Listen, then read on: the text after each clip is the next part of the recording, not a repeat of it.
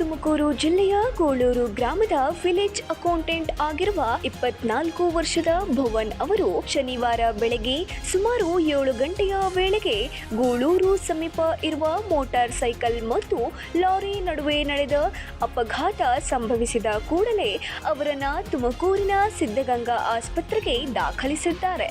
ಚಿಕಿತ್ಸೆಯು ಫಲಕಾರಿ ಆಗದೆ ಸಾವನ್ನಪ್ಪಿದ್ದಾರೆ.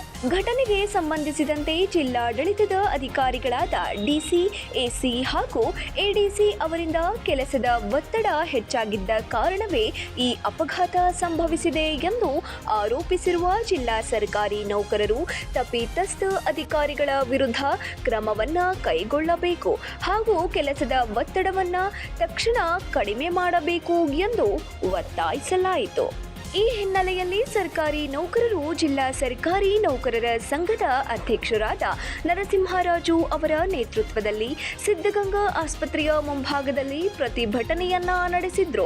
ಪ್ರತಿಭಟನೆಯ ಮಾಹಿತಿಯನ್ನ ತಿಳಿದು ಜಿಲ್ಲಾಧಿಕಾರಿ, ಉಪವಿಭಾಗಾಧಿಕಾರಿ ಹಾಗೂ ಅಪರ ಜಿಲ್ಲಾಧಿಕಾರಿ ಸ್ಥಳಕ್ಕೆ ಭೇಟಿ ನೀಡಿ ಪ್ರತಿಭಟನಾಕಾರರೊಂದಿಗೆ ಮಾತುಕತೆಯನ್ನ ನಡೆಸಿದರು. Babu Khan, 9 live news, Tumakuru.